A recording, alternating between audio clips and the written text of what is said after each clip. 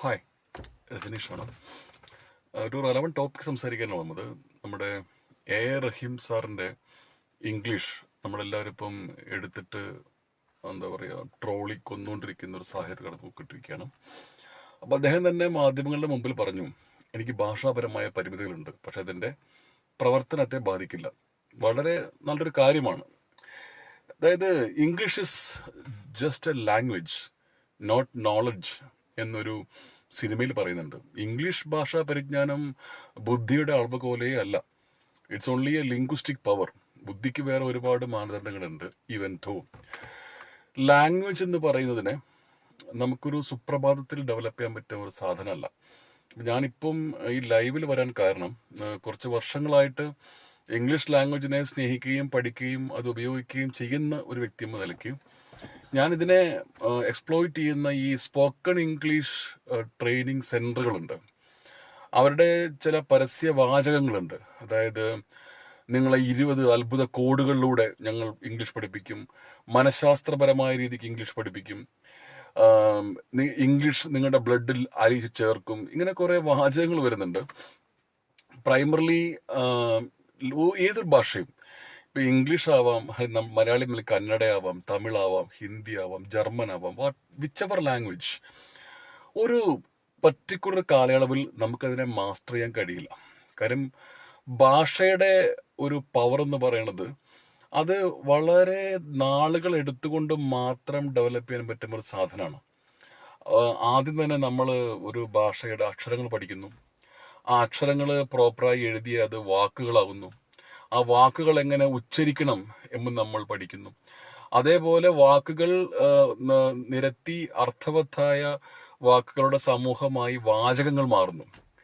അപ്പൊ ഈ ഒരു പ്രോസസ്സ് എന്ന് പറയുന്നതിന് നമുക്ക് വെക്കാബുലറി കപ്പാസിറ്റി വേണം. നിശ്ചയമായും നമ്മൾ ഗ്രാമർ അറിഞ്ഞിരിക്കുക തന്നെ വേണം. ഗ്രാമർ അല്ലാണ്ട് നമുക്ക് സംസാരിക്കാൻ കഴിയില്ല.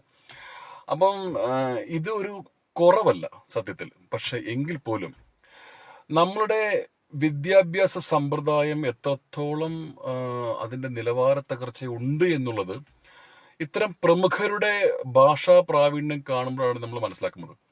ഇപ്പം നമ്മുടെ ഉന്നത വിദ്യാഭ്യാസ മന്ത്രി ബിന്ദു മേഡം സംസാരിക്കുമ്പോഴും, ഡോക്ടർ ചിന്തജറ സംസാരിക്കുമ്പോഴും, ഇപ്പൊ റഹീം സംസാരിക്കുമ്പോഴും, നമ്മളുടെ അങ്ങനെ എന്താ പറയുക, ഉന്നത വിദ്യാഭ്യാസം നേടിയ ആൾക്കാരുടെ ഭാഷാ പ്രാവീണ്യം അവർക്ക് ഇത്രമാത്രം അബദ്ധമാകുന്നത് ചെറുപ്പകാലം തൊട്ടേ അതിനുള്ള ഫൗണ്ടേഷൻ കൃത്യമായിട്ട് വരാത്തതുകൊണ്ടാണ്.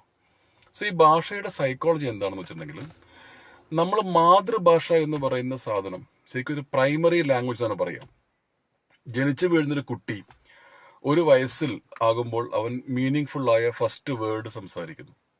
അച്ഛനെന്നോ അമ്മയെന്നോ ഡാഡെന്നോ മോമെന്നോ സംസാരിച്ച് പിന്നെ അവൻ 1 മുതൽ 8 വയസ്സ് വരെയുള്ള കാലഘട്ടത്തിൽ ആണ് അവന്റെ മെയിൻ വെക്കാബുലറി കപ്പാസിറ്റി ഫോം ചെയ്യുന്നത് ആസ് പെർ സയൻസ്. അതിൽ അവന്റെ അച്ഛനും അമ്മയും കൂട്ടുകാരും സമൂഹവും ഉച്ചരിക്കുന്ന ഉച്ചാരണ രീതി, വോയിസ് മോഡുലേഷൻ ആൻഡ് പ്രൊനൗൺസിയേഷൻ, ഇത് രണ്ടും അതിനെ സ്വാധീനിക്കും. അതുകൊണ്ടാണ് ഈ മലപ്പുറത്തുള്ള കുട്ടി മലപ്പുറം സ്ലാങ്ങിലും കാസർഗോഡുള്ള കുട്ടി കാസർഗോഡ് സ്ലാങ്ങിലും സംസാരിക്കാനുള്ള കാരണം ഈ ഒരു മെത്തഡോളജിയാണ്. ഈ പ്രൈമറി ലാംഗ്വേജ് കഴിഞ്ഞിട്ടാണ് നമ്മൾ മറ്റ് ഭാഷകൾ പഠിക്കുന്നത്.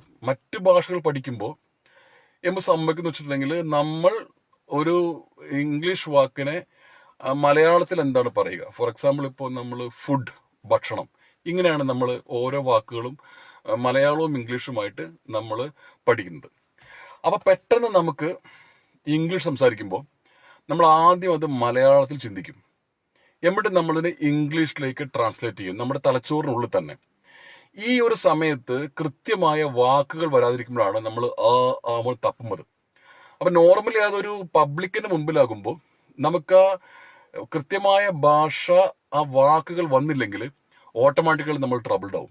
അപ്പൊ ഇതിന് കൃത്യമായിട്ടുള്ള ഫൗണ്ടേഷൻ കിട്ടിയേ പറ്റൂ. അല്ലാതെ വെറുതെ ഒന്നും 20 ദിവസം കൊണ്ടും 30 ദിവസം കൊണ്ടൊന്നും ഒരാൾക്കും ഒരു ഭാഷയിലും, ഇംഗ്ലീഷ് എന്നല്ല ഒരു ഭാഷയിലും പ്രാവീണ്യം നേടാൻ സാധിക്കില്ല. സോ അതിന് ആദ്യം നമുക്ക് വാക്കുകളുടെ പവർ വേണം. So how many words we know? നമ്മൾ മലയാളികളാണല്ലോ, മലയാളത്തിൽ നമുക്ക് എത്ര വാക്കുകൾ അറിയാം? എണ്ണി നോക്കിയാൽ നമുക്ക് മനസ്സിലാവും. ഇപ്പൊ ലോകത്തിൽ തന്നെ ഇംഗ്ലീഷിൽ ഏറ്റവും കൂടുതൽ വാക്കുകൾ അറിയുന്നത് ഇപ്പോഴും ഷേക്സ്പിയറിനാണെന്നാണ് പറയുന്നത്. സോ ആദ്യം നമുക്ക് വാക്കുകളുടെ സമ്പത്ത് വേണം, വൊക്കാബുലറി കപ്പാസിറ്റി വേണം, ഗ്രാമർ വേണം, നല്ല പ്രൊനൗൺസിയേഷൻ വേണം. ഇതെല്ലാം കൂടെ കോമ്പിനേഷൻ ആകുമ്പോഴേ നല്ല കമ്മ്യൂണിക്കേഷൻ പോസിബിൾ ആവും. സോ ആരെങ്കിലും നിങ്ങൾക്ക് ഇത്ര ദിവസം കൊണ്ട് ഇംഗ്ലീഷ് നിങ്ങളെ മാസ്റ്റർ എന്ന് പറഞ്ഞാൽ ചിന്തിക്കുക, other man's ignorance is my business. മറ്റൊരുത്തൻ്റെ അജ്ഞതയാണ് എൻ്റെ ബിസിനസ്. സോ ഒരിക്കലും ഇത് പോസിബിൾ അല്ല. ഓക്കെ, നിങ്ങൾക്ക് മാനേജ് ചെയ്യാം, സർവൈവ് ചെയ്യാനുള്ള ലാംഗ്വേജ് അവർ തരുമായിരിക്കാം. I don't know much about that. But നിങ്ങളുടെ ലാംഗ്വേജിന് കൃത്യമായ ഫൗണ്ടേഷൻ വേണമെങ്കിൽ നിങ്ങൾക്ക് വെക്കാബുലറി കപ്പാസിറ്റി വേണം, ഗ്രാമർ വേണം, ആൻഡ് ഓട്ടോമാറ്റിക്കലി വോയിസ് മോഡുലേഷനും പ്രൊനൗൺസിയേഷനും വേണം. So the next thing is, നമ്മുടെ വിദ്യാഭ്യാസ സമ്പ്രദായത്തിൽ മലയാളം മീഡിയം സ്കൂൾസും ഉണ്ട്, ഇംഗ്ലീഷ് മീഡിയം സ്കൂൾസും ഉണ്ട്. നമ്മൾ ഈ ലാംഗ്വേജ് കമ്മ്യൂണിക്കേഷൻ കൊടുക്കുന്ന പ്രാധാന്യം എത്രയാണ്? നമ്മൾ കേരളത്തിനകത്ത് നടക്കുന്ന വിദ്യാഭ്യാസ സമ്പ്രദായത്തിനകത്ത് നമ്മൾ പഠിപ്പിക്കുന്ന അധ്യാപകർക്ക് എത്രത്തോളം ലാംഗ്വേജ് കപ്പാസിറ്റി ഉണ്ട്? ഇത് whether it may be in schools or in colleges, എന്താണ് ഇവരുടെ കപ്പാസിറ്റി? അപ്പം ഇവരാണല്ലോ താഴെ കുട്ടികളെ ട്രെയിൻ ചെയ്യുന്നത്. സോ നമ്മളുടെ ഈ ഒരു പ്രോസസ്സ് ഇതിനെ പോസിറ്റീവായിട്ട് കാണുകയാണെന്നുണ്ടെങ്കിൽ ഏറ്റവും പ്രൈമറി തലത്തിൽ നിന്ന് തന്നെ ലാംഗ്വേജ് ഫൗണ്ടേഷൻ ഡെവലപ്പ് ചെയ്യാനുള്ള സമഗ്രമായ പദ്ധതികൾ ഉണ്ടാക്കുകയും അത് കൃത്യമായി ക്വാളിറ്റേറ്റീവായിട്ട് നടക്കുമുണ്ടോ എന്ന് സിസ്റ്റം ഉറപ്പുവരുത്തുകയും ചെയ്താൽ നമുക്ക് ഇനിയെങ്കിലും മനോഹരമായി സംസാരിക്കുന്ന അറ്റ്ലീസ്റ്റ് രാഷ്ട്രീയ നേതാക്കളെ ഡെവലപ്പ് ചെയ്യാൻ പറ്റും. Bye, have a nice day.